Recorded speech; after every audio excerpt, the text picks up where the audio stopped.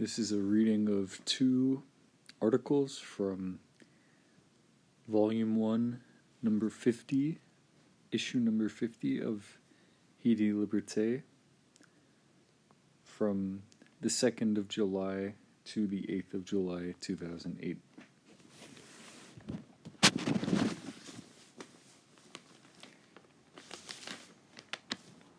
Two PPN militants tragically lynched in Saint Raphael by Kim Ives. On June 26, an angry mob in the mountains near the northern town of Saint Raphael attacked and killed two leading militants of the National Popular Party, PPN, mistaking them for thieves who had robbed a bank in the town earlier that day. One of the men was killed at the scene where the mob found them. The other died 2 days later from his wounds in a hospital in the nearby city Cap-Haïtien. Prad Remy Jean Vernet, known as Pet, was the administrator of Haiti Progrès newspaper, and Adrien Michel was the paper's northern correspondent. Both men were also members of PPN's political bureau. They had been in Saint Raphael, according to a PPN press release, to mobilize support for the party's candidates in upcoming Senate elections, the schedule for which the Provisional Electoral Council has yet to announce. 6 armed thieves, known in Haiti as Zenglendo, had robbed a small cooperative bank, the Fraternité Caisse Populaire, Brotherhood Popular Credit Union, in Saint Raphael around noon. The local police gave chase, but the thieves fired on them, causing them to break off their pursuit. The thieves headed into the mountains. The rural population mobilized in bands, scouring the mountains for the thieves. They came across the two PPN militants. With machetes, the mob killed Pet on the spot, but led Adrien to town and turned him over to the police. The next afternoon, on June 27th, the local investigating judge, Juge du Pays, Jean-Claude Petitfrère, questioned Adrien, who explained that he was not a Zenglendo but a journalist and a PPN militant in the town on PPN business. Asked who he knew in town, Adrien gave as a local reference Evie Desert, a PPN Central Committee member from Saint Raphael, who happened to be in Port-au-Prince, attending a religious gathering. Pet and Adrien had spent the previous night at Desert's home. Judge Petitfrère ordered Adrien to be jailed in the nearby town of Grand-Rivière du Nord and to be returned to Saint Raphael for trial on Monday, June 30th. However, over the weekend, Adrien's condition worsened. He died from his wounds on June 28th in Cap-Haïtien's Justinian Hospital. What group of Zenglendos organized the attack on the Saint Raphael Credit Union? Asked the PPN's Assistant Secretary General Georges Honorat in a June 29th press release. Who accused these two militants of being a part of a Zenglendo team, causing them to be lynched on the spot? These are the questions that must be clarified. The PPN called on authorities to investigate the matter, warning that reactionary forces, quote, want to spread mourning to intimidate PPN members, and there are other sectors who want to create confusion with rumors and disinformation. Police and troops from the UN mission to stabilize Haiti, MINUSTAH, surrounded the house of Evie Desert following Adrien's interrogation. The Saint Raphael mayor, Antiochus Jean-Francois, forbade the searching of Desert's home, saying he was not in town and knew nothing of these events. According to local reports, police are now looking for other PPN members in the area, including Evie Desert's son, Levi. Pet, in his early 40s, was a longtime PPN militant who had been a high school teacher at the Lycée Philippe Guerrière and the Lycée Boukman in Cap-Haïtien. His wife and 2 young daughters live in Cap-Haïtien. Adrien, in his early 30s, had twin daughters who presently live with their mother in New York. In the second article, Brooklyn, New York. Protests to greet Toto Constant July 8th at mortgage fraud trial by Kim Ives.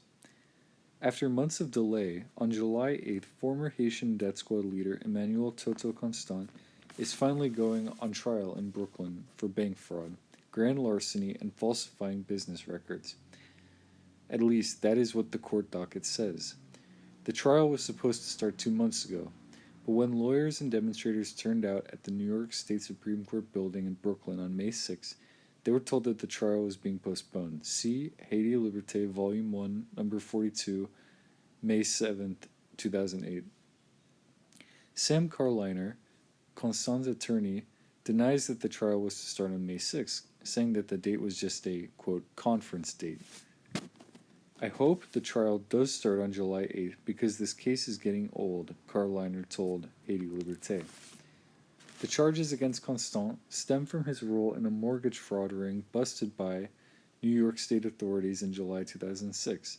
Constant faces a maximum sentence of 45 years in jail if found guilty. If acquitted, he will be deported immediately back to Haiti. The Center for Constitutional Rights, CCR, the International Support Haiti Network, ISHN, and other groups plan to again hold a picket in front of the courthouse at 320 J Street in Brooklyn from 8 to 9 a.m. to let the public know about the trial and Constant's past. There's a picture of him, and the subtitle is Former Death Squad leader Toto Constant will stand trial for mortgage fraud in Brooklyn. During the 1991 to 94 coup d'etat against President Jean-Bertrand Aristide, Constant founded and headed the CIA-supported death squad known as the Revolutionary Front for the Advancement and Progress of Haiti, FRAP. The group carried out murder, rape, arson, and violent demonstrations to terrorize the Haitian people. After Aristide's return to Haiti in 1994, Constant fled the country when a Haitian court issued a warrant to arrest him for murder and torture. Despite international outcry and Haiti's extradition request for his crimes against humanity in 1996, Constant was given de facto political asylum in the U.S., where he worked as a real estate and mortgage broker in Queens and Long Island. In 2000, a Haitian court convicted Constant in absentia for having command responsibility over the perpetrators of the infamous 1994 Rabato massacre in Gonaïves. In 2004, the CCR and the Center for Justice and Accountability, CJA, filed a civil suit against Constant in New York on behalf of 3 women who survived FRAP's campaign of violence against women, including torture and rape. In 2006, the court found Constant liable and imposed $19 million in damages, which he is currently trying to get out of paying. We want people to be aware of the trial, said ISHN's Ray LaForest. Even though they are just prosecuting Toto today for grand larceny, we hope that one day this will lead to his being judged for his crimes against humanity in Haiti. Constant faces 1 count of scheming to defraud in the first degree, 4 counts of grand larceny in the second and third degree, and 3 counts of falsifying business records in the first degree. In the indictment, he is charged with theft and making fraudulent deals on properties at 153 Hull Street, 87 Monroe Street, 118 Bainbridge Street, and 1559 Pacific Street in Brooklyn. In 2007, Constant accepted a plea bargain of 1 to 3 years on similar charges brought against him in Suffolk County on Long Island. He was offered a similar deal by Judge Abraham Gerge for the charges brought in Kings County, but surprisingly, even to his lawyer, rejected the deal in January. See Haiti Liberté, Volume 1, Number 26, January 16, 2008. He would have received only 3 to 9 years under the deal, being eligible for parole and deportation back to Haiti in July. Constant has been held in various New York State prisons since his arrest in July 2006, never posting the $50,000 cash bail set for his release at the time. Human rights and Haitian community groups have been countering U.S. Department of Homeland Security pressure to deport Constant since they fear he will escape justice in Haiti under the current government.